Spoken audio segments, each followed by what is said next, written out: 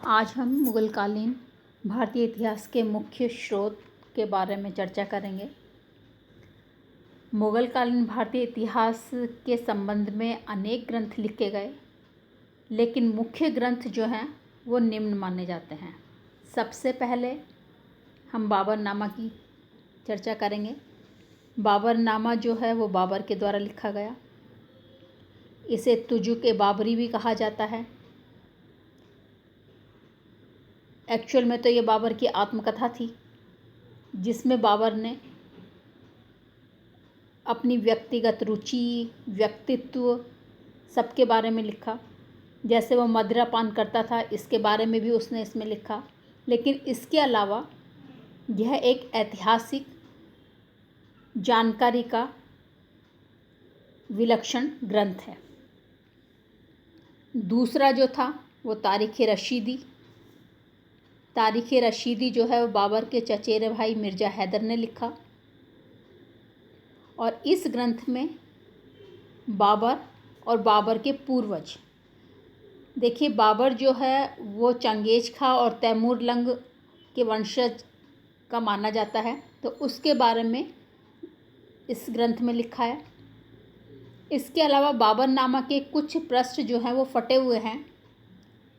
उन फटे हुए पृष्ठों की जो जानकारी है उसका एकमात्र प्रमाणिक ग्रंथ जो है वो तारीख़ रशीदी है। बाबर के अलावा हुमायूं की कन्नौज विजय, हुमायूं के उसके भाइयों से संबंध, वो भी ये ग्रंथ बताता है।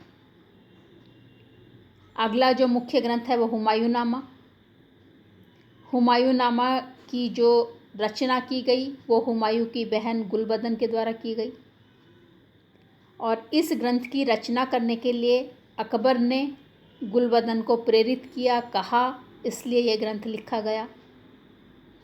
गुलबदन ने मुख्य रूप से हुमायूं के बारे में लिखा, लेकिन हुमायूं के बारे में जो उसने लिखा वो उसकी मेमोरी पर आधारित था। इसलिए इस ग्रंथ में कुछ बातें ऐसी हैं जिन्हें अप्रमाणिक कहा जाता है, जो पूरी तरह से नहीं लिखी गई हैं।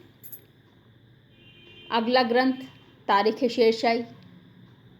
इसकी रचना अब्बास खां सरवानी ने की थी। इन्होंने भी अकबर के कहने पर लिखा। ये ग्रंथ अफ़गानों पर लिखा गया। शेरशाह व इस्लाम शाह के समय का जो वर्णन है वो इस ग्रंथ में मिलता है। इस ग्रंथ की जो सबसे बड़ी कमजोरी है वो है लेखक ने किसी भी तिथि की जानकारी नहीं दी है। अगला ग्रंथ जो है वो अकबरनामा। अकबरनामा अबुल फजल के द्वारा लिखा गया। अकबर की संपूर्ण जानकारी जो है वो हमें अबुल फजल के द्वारा लिखे गए ग्रंथों में मिलती है, जिनमें से एक अकबरनामा है। ये दो भागों में विभाजित किया जा सकता है। पहले भाग में अकबर का जन्म और अकबर की वंशावली संपूर्ण रूप से दी गई है कि कौन कौन उसके वंशज थे।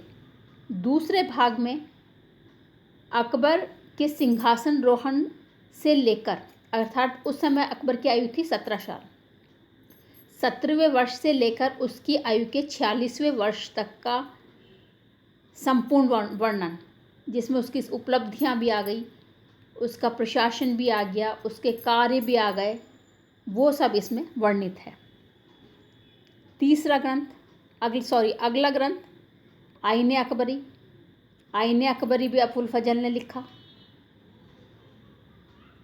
और अकबरनामा के अंतिम व निर्णायक अध्यायों के रूप में इस ग्रंथ को जाना जाता है। इसे अकबरनामा का परिशिष्ट भी कह सकते हैं। इसके 3 भाग हैं। प्रथम भाग में अकबर का प्रशासन। अकबर के प्रशासन में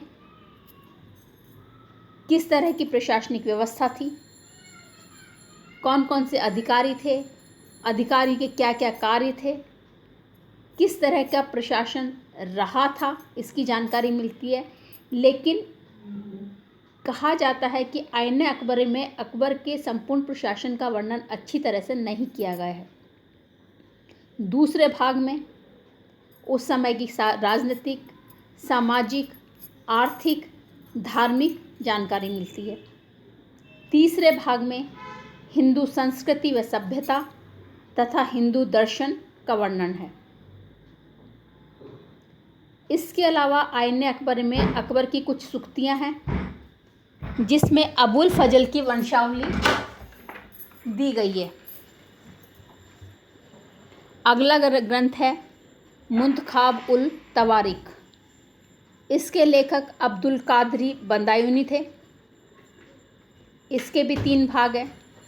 इसके पहले भाग में बाबर व हुमायूं का वर्णन किया गया है, दूसरे भाग में अकबर का व तीसरे भाग में मुसलमानों व मुस्लिम संतों का वर्णन है।